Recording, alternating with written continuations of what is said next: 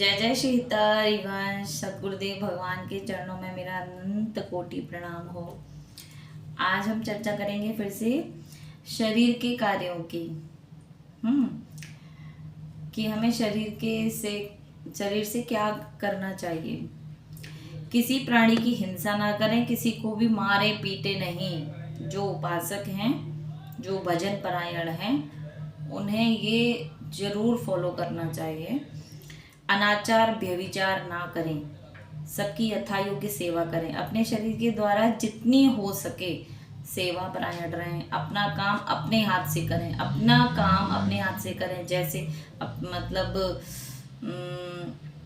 अपने वस्त्रों का प्रक्षालन करना है, अपनी थाली कटोरी का मार्जन करना है, अपने जूठे बर्तनों को धोना, अपने वस्त्रों आदि का अपने अपने मतलब दिनचर्या में जो भी कार्य, अगर आपका शरीर सही है, अगर हम लोगों का शरीर सही है तो हम अपना कार्य स्वयं करेंगे। हमको प्रयास करना चाहिए।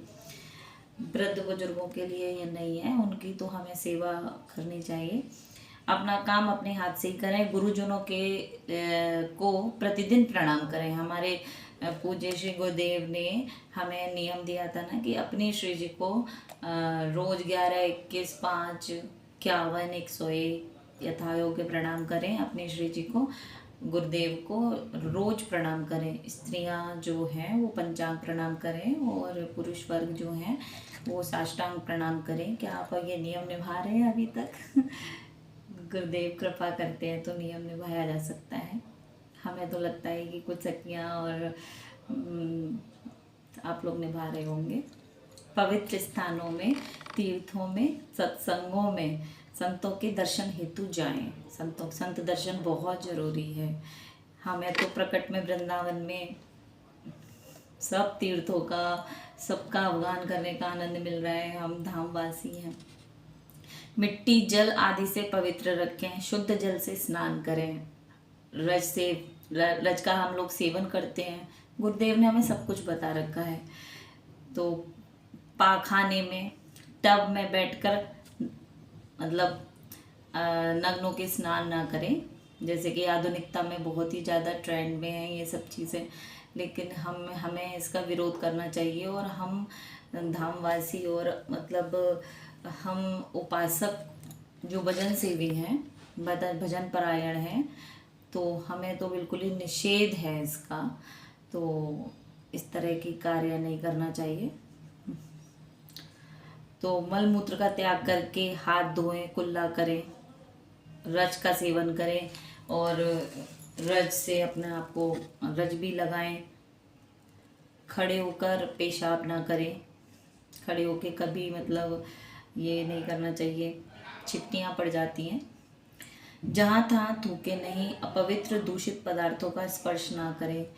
हमको धाम में तो विशेष कर, जहाँ तीर्थ स्थानों में विशेष कर यथा योग्य स्थानों पे झूठी चीज़ें नहीं डालने, खा के नहीं डाल देना चाहिए, थूकना नहीं चाहिए। गुरुदेव बताते हैं कि अगर कोई वैष्णव या संत या कोई भी ब्रजवासी परिकर जाते हैं और उनके पैरों में ये लग जाते हैं तो तुम्हारे समस्त पुण्यों का क्षय हो जाता है।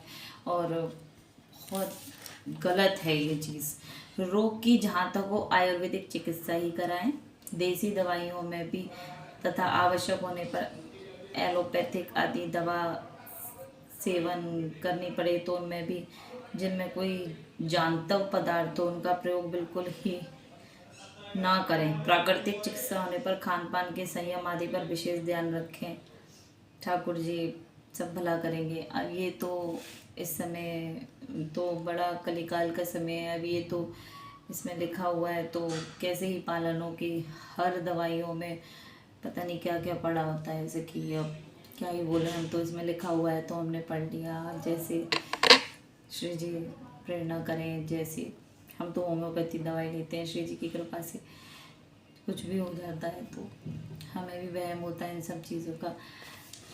गुरुदेव जहाँ तक निभा पाए हमसे जहाँ तक कोशिश करवा पाए गुरुदेव, हमें वहाँ तक अपनी चेष्टा को करते रहना चाहिए। और हमारे मन वचन वाणी के द्वारा किसी को भी कष्ट नहीं होना चाहिए।